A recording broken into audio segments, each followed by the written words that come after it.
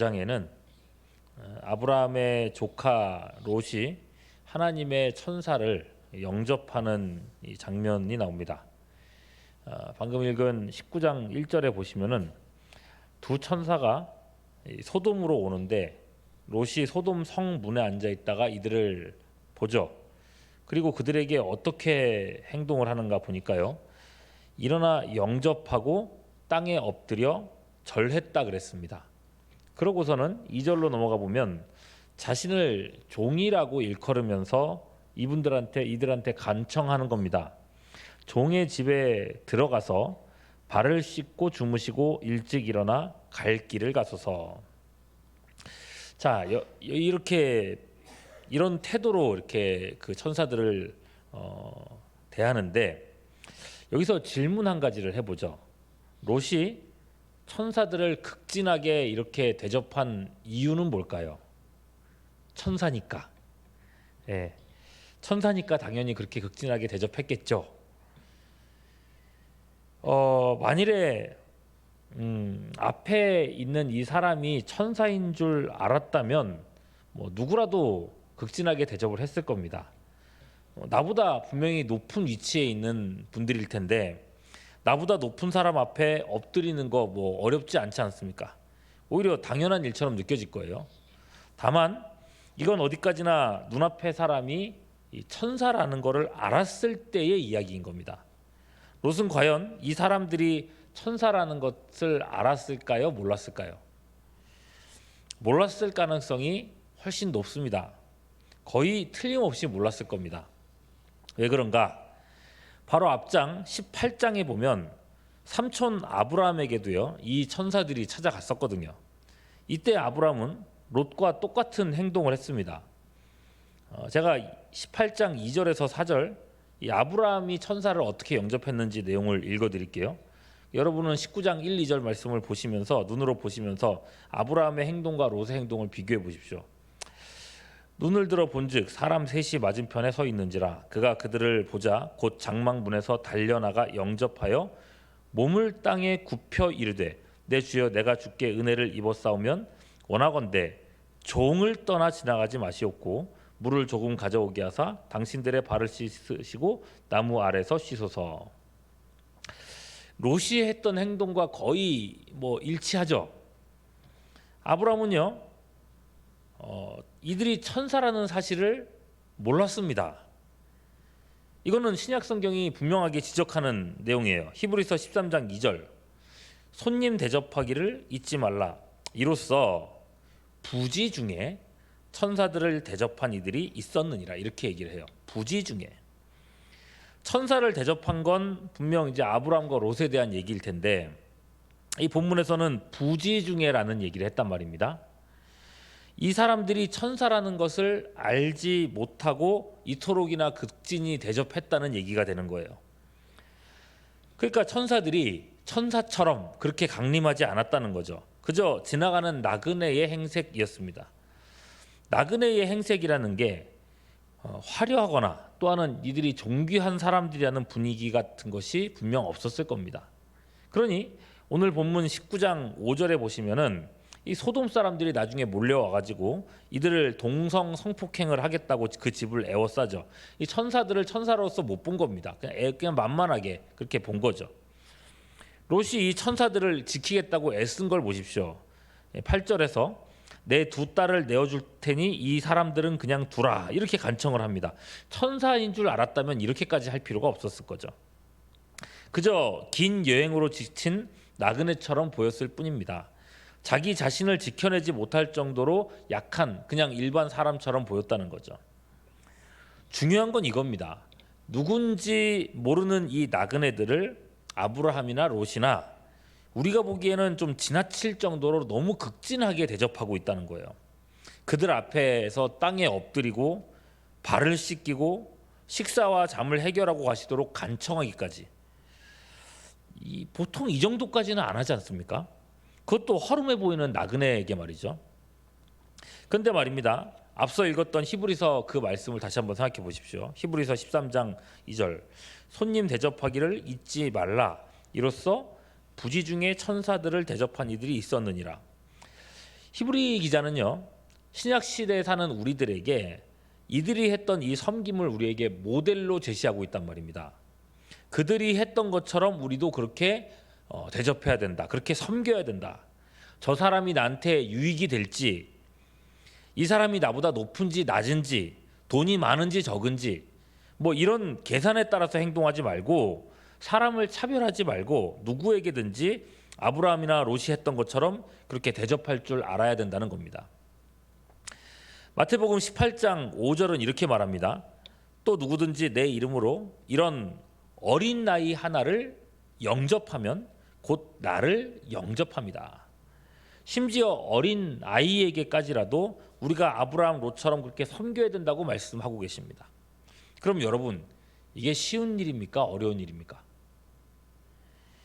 쉬운 일일 것처럼 보여도 사실 대단히 어려운 일입니다.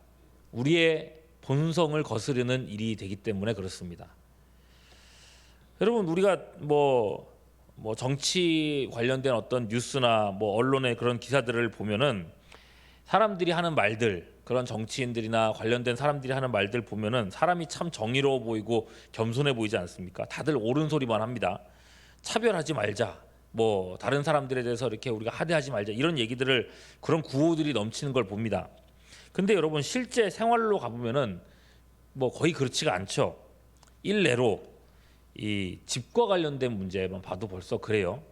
가난한 사람들에게 나라에서 이 공공 임대주택이라는 거를 이렇게 제공을 해주죠. 예전에는 임대 아파트 단지를 지어서 가난한 사람들이 이제 그곳에서 살 수 있도록 했습니다. 제가 이제 임대 아파트에서 이렇게 살았었어요. 그 살면서 그 느끼는 그 고립감이랄까, 이런 게 참 대단합니다. 저 동네 사람들하고는 가까이 하면 안 된다. 저 동네 출신 학생하고는 친하게 지내면 안 된다. 심지어 그 동네에 있는 그 길로는 다니지도 마라. 이런 반응을 보이거든요.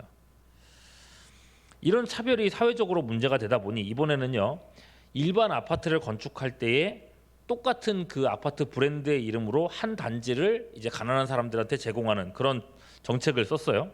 일반적으로는 이제 1단지가 이제 공공 이제 임대주택이라고 그랬죠. 그랬더니 아파트마다 그 1단지를 회피하는 현상이 벌어졌습니다.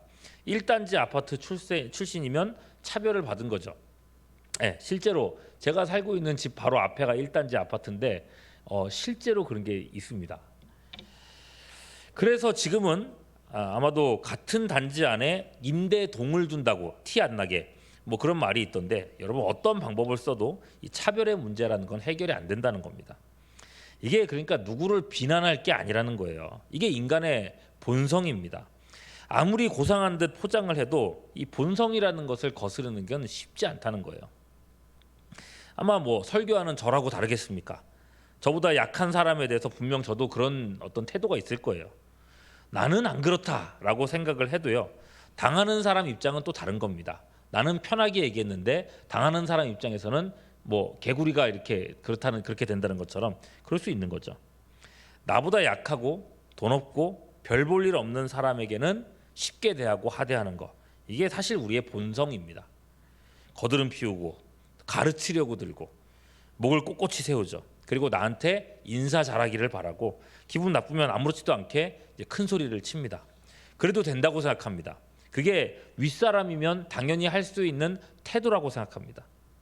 근데 성경은요, 우리가 이런 본성을 거스르는 사람이 되어야 한다고 말하는 거예요.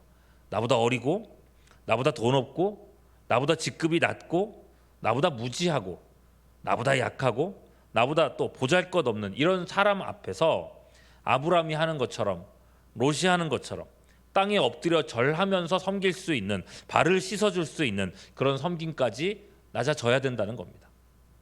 그렇게 되라고. 그리고 그건 믿는 사람들에게는 선택이 아닌 필수입니다. 왜요?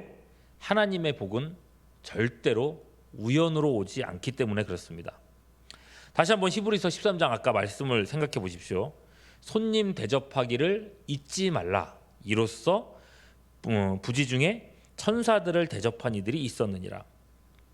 아브라함은 천사들을 대접했고 이로써 그가 그토록 원했던 자식의 약속을 받을 수 있었습니다. 내년 이맘때면은 자식이 있으리라. 그리고 또 소돔 땅에 있는 조카 롯을 위해서 기도할 기회를 얻을 수도 있었죠. 롯도 마찬가지입니다. 천사를 대접했습니다. 이로써 멸망받는 소돔 땅에서 피해서 살아남을 수 있는 기회를 얻을 수 있었던 겁니다. 여러분, 오늘 말씀은 남을 대접하면 복 받는다, 이런 그냥 원칙을 말씀을 드리는 게 아닙니다. 분명 열심히 대접하고도 상응하는 보상을 못 받는 경우가 훨씬 더 많긴 합니다. 이건 우리가 경험적으로 아는 바죠. 그러나 여러분, 만일에 아브라함이나 롯이나 이렇게 대접하는 일이 몸에 배어 있지 않았다면 그들은 아마 이때의 천사들을 그냥 지나치게 했을 겁니다. 허름한 사람 지나치지 뭐. 그랬다면 그들은 하나님의 복을 받지 못했을 것입니다. 소돔 땅을 위해서 기도하지도 못했을 것이고 조카 롯도 구하지 못했겠죠. 롯도 마찬가지입니다. 자신과 자식 가족의 생명을 멸망으로부터 구원하지 못했을 겁니다. 이게 히브리서 본문이 가르치는 핵심입니다.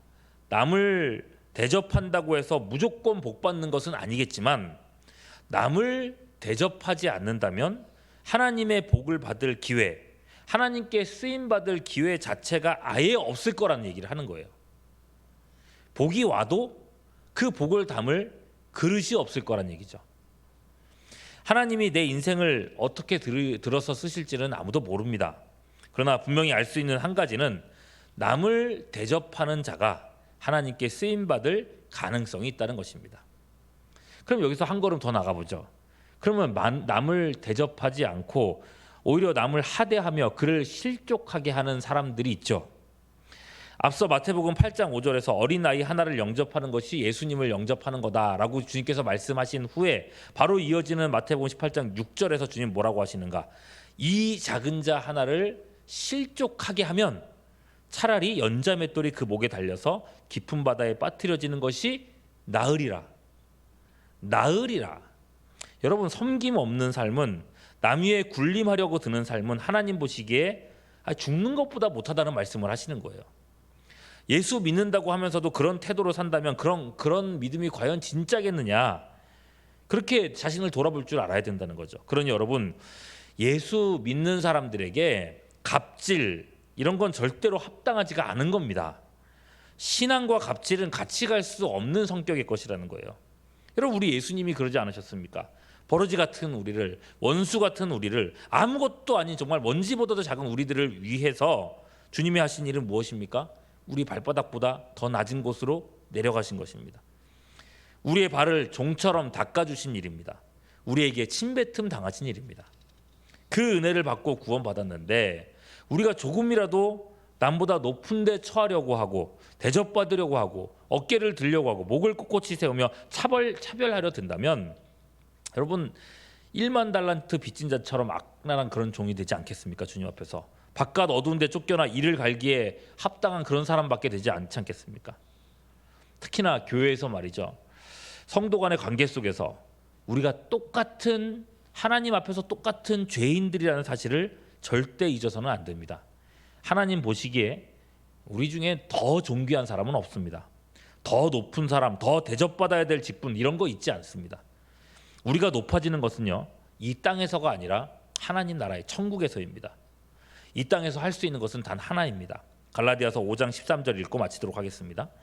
형제들아, 너희가 자유를 위하여 부르심을 입었으나 그러나 그 자유로 육체의 기회를 삼지 말고 오직 사랑으로 서로 종노릇하라. 서로 종노릇하라.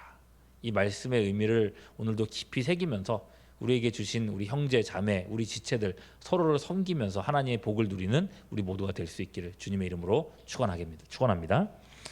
기도하겠습니다. 하나님 아버지, 죄악된 우리 본성을 고백합니다.